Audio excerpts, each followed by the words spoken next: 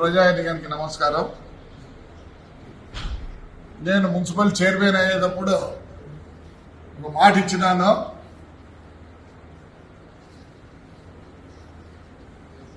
నేను మళ్ళీ చైర్మన్ గా రిజైన్ చేసి ప్రతి ఒక్కరిని చైర్మన్ వైస్ చైర్మన్ చేస్తాననే మాట ఇచ్చినాను.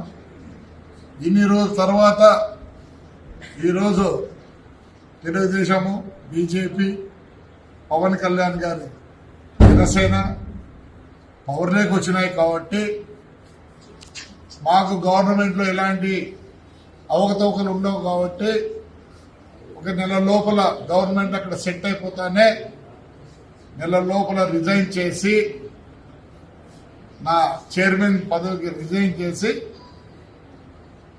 మా కౌన్సిలర్లని ఒక్కొన్ని చైర్మన్ వైస్ చైర్మన్ చేస్తానని ఆ రోజు మాట ఇచ్చినాను.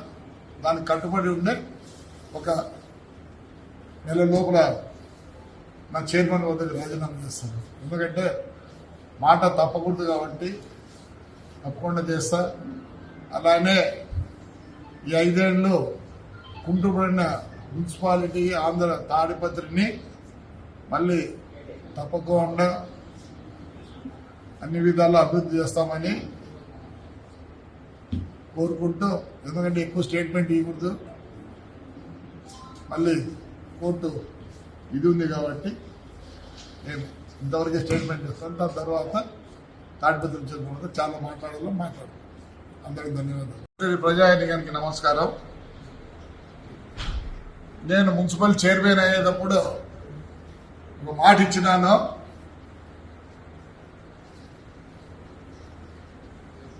నేను మళ్ళీ చైర్మన్ గా రిజైన్ చేసి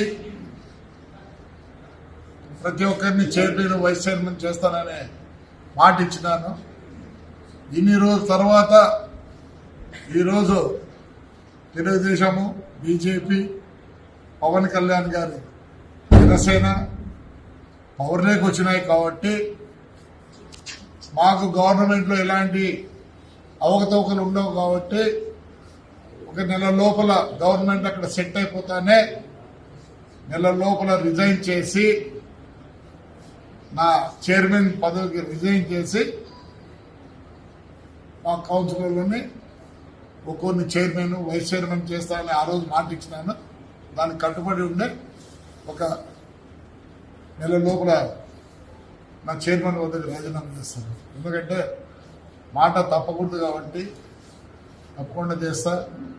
అలానే ఈ 5 ఏళ్ళు కుంటుపడిన మున్సిపాలిటీ ఆంధ్ర తాడిపత్రిని మళ్ళీ తప్పకుండా అన్ని విధాలా అభివృద్ధి చేస్తామని కోరుకుంటూ, ఎందుకంటే ఎక్కువ స్టేట్మెంట్ ఇవ్వకూడదు, మళ్ళీ కోర్టు ఇది ఉంది కాబట్టి నేను ఇంతవరకే స్టేట్మెంట్ ఇస్తాను. దాని తర్వాత తాడిపత్రి చెప్పుకుంటే చాలా మాట్లాడాలో మాట్లాడు. అందరికి ధన్యవాదాలు.